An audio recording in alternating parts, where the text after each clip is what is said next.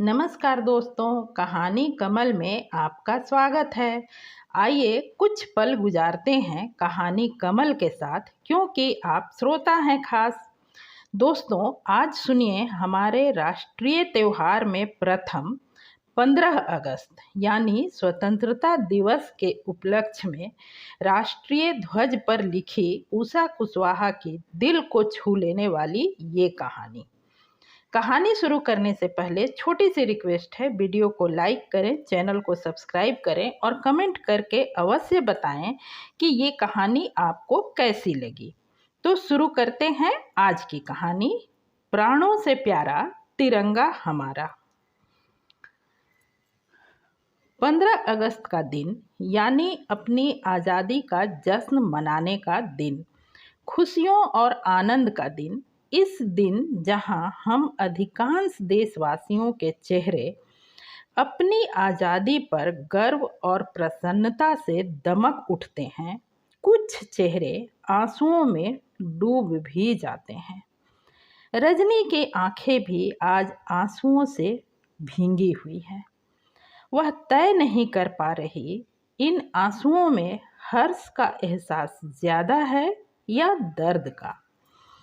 रजनी का इकलौता बेटा आनंद बचपन से ही अपने आर्मी कैप्टन पिता के वर्दी, उनके एक एक मेडल, स्टार को जिज्ञासा भरी नज़रों से देखता, स्पर्श करता, उसके बारे में हजार हजार सवाल करता। कभी कभी तो उनकी टोपी को अपने सिर पर रख हाथों में अपने टॉय बंदूक पकड़ गोली चलाने का अभिनय भी करता। ऐसे में ना जाने कब उनके जैसा बनने के सपने देखने लगा था। रजनी को इस बात की खबर हुई तो वह बौखला उठी।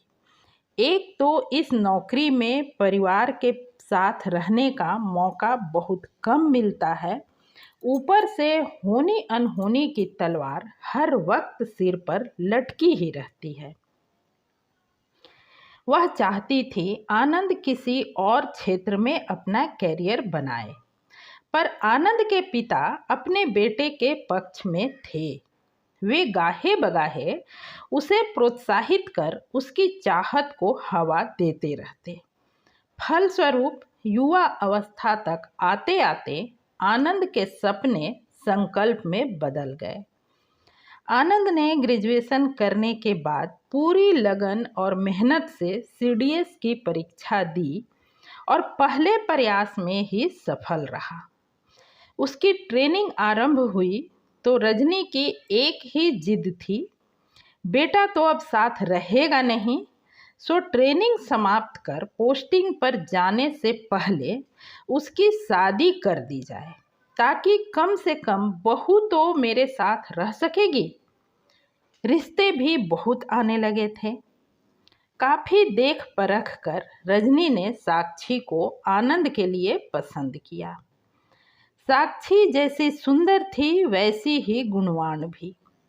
उसे बहू के रूप में पाकर सास ससुर तो खुश हुए ही, आनंद भी निहाल हो उठा। साक्षी भी अपने सुंदर स्मार्ट आर्मी ऑफिसर पति को पाकर बेहद खुश थी। आनंद की छुट्टी के दिन तो विवाह की गहमा गहमी में ही आधी गुजर चुकी थी। बचे हुए समय को वह अधिक से अधिक साक्षी के साथ गुजारना चाहता। जब कभी साक्षी रसोई में सास की मदद कर रही होती या उनके पास बैठी होती, आनंद आसपास मंडराने लगता। यूं तो अपनी नई सुघड़ बहू का साथ रजनी को भी भला लगता, पर बेटे का मन और इस नौकरी की व्यवस्था को समझ वह झट साक्षी को किसी बहाने से बेटे के कमरे में भेज देती। आए दिन उन्हें कहीं घूमने फिरने के लिए भेजती ही रहती। दिन जैसे पंख लगाकर उड़ रहे थे। आनंद और साक्षी एक दूसरे में ऐसे डूबे कि दिन के गुजरने का उन्हें पता ही नहीं चला। समय अपनी गति से चलता रहा और आनंद के वापस लौटने का समय आ गया। जुदा होने के नाम से साक्षी तड़प उठी। अपनी नई नवेली दुल्हन को छोड़कर जाने का दुख तो आनंद को भी हो रहा था, पर उसके अंदर के सैनिक ने करवट ली। अपने मन को कठोर कर दोबारा जल्द ही छुट्टी पर वापस आने का वादा कर वह अपने कर्तव्य पालन को निकल पड़ा। आनंद के जाने के कुछ ही दिनों बाद साक्षी ने महसूस किया उसकी कोख में नन्हा आनंद आकार ले रहा है। रजनी ने सुना तो बिल्कुल आह्लादित हो उठी। इस शुभ समाचार को पाकर पिता पुत्र भी खुशी से झूम उठे। लौटती डाक से एक ओर जहां कैप्टन साहब का खुशियों से छलकता पत्नी को उसकी जिम्मेदारियों के लिए 100 हिदायतों से भरा पत्र आया, वहीं आनंद का भी प्रेम से महकता चहकता पत्र आ पहुंचा, जिसमें उसने शर्माते सकुचाते हुए बड़े ही शिष्ट ढंग से साक्षी का अतिरिक्त ध्यान रखने का आग्रह किया था। पढ़कर रजनी ने मुस्कुराते हुए कहा था, मेरा बेटा पिता बनने की सूचना पाकर ही सयाना हो गया। सुनकर साक्षी का चेहरा शर्म से रक्ताभ हो उठा था। घर में खुशियों की शीतल बयार बह रही थी। रजनी अपनी प्यारी बहू को पलकों पर उठाए फिरती। साक्षी को भी आने वाले नए सदस्य का बेसब्री से इंतजार था। उसे उम्मीद थी उस अवसर पर शायद पति का सामीप्य भी प्राप्त हो सकेगा। याद कर रजनी की आंखें बरस पड़ी। हाय रे किस्मत! आज ही सुबह 4 बजे साक्षी ने एक चांद से बेटे को जन्म दिया है, पर अभागी पति को हमेशा के लिए खो चुकी है। साक्षी के मां बनने में 4 महीने का समय शेष रह गया था जब सीमा पर युद्ध के बादल मंडरा उठे। आनंद अपनी रेजिमेंट के साथ सीमा पर तैनात हुआ। अब रजनी और साक्षी की दिनचर्या केवल ईश्वर से प्रार्थना करने और न्यूज़ देखने पढ़ने तक ही सिमट गई थी। साक्षी की खूबसूरत आंखें सहमी सहमी सी नजर आती। रजनी अपनी भावनाओं पर काबू रख उसे संभालने का भरपूर कोशिश करती। घर में एक अनजाना सा भय मिश्रित सन्नाटा पसर गया था, जैसे संवाद चूक गए हों। सास बहू एक दूसरे से नजरें मिलाने से बचने के प्रयास में रहती। अंत में वही हुआ जो हर युद्ध में देश के सैकड़ों जाबाज रक्षकों के साथ होता रहा है। आनंद तिरंगे की शान पर न्यौछावर हुआ। माँ का हृदय हाहाकार कर उठा। एक लूटी हुई माँ का हृदय एक होने वाली माँ की स्थिति देखकर दरक दरक उठता। बिल्कुल जड़ सी हो गई थी साक्षी। उसे देख रजनी ने अपने कलेजे पर पत्थर रख लिया। वह समझ रही थी साक्षी को सहेजने में उससे जरा सी भी चूक हुई तो वह अपने लाल की अंतिम निशानी से भी हाथ धो बैठेगी। आनंद के पिता बिल्कुल मूक से हो गए थे। उनका फौलादी कैप्टन सीना छलनी हो चुका था। लगता अब बाजुओं में ताकत नहीं रही।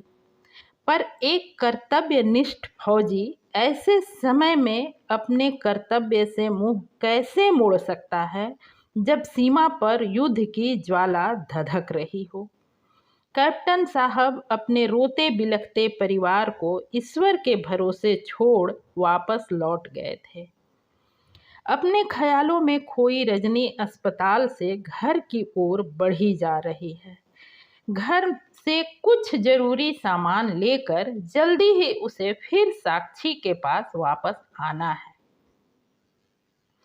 वह जैसे ही अपने गेट के सामने पहुंची, उसने देखा सामने बने छोटे से पार्क में अभी अभी झंडोत्तोलन हुआ है। स्थानीय नेताजी अपना वक्तव्य समाप्त कर प्रस्थान को अपनी गाड़ी की ओर बढ़ रहे थे। पार्क में कॉलोनी के ही कुछ स्कूली बच्चे मौजूद थे। उनके हाथों में कागज के छोटे छोटे तिरंगे नजर आ रहे थे, जिन्हें वो खुशी से हवा में लहरा रहे थे।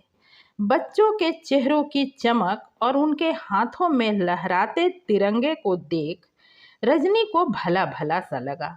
घड़ी भर को उसके चेहरे पर पीड़ा के स्थान पर एक गर्व मिश्रित मुस्कान उभर आई।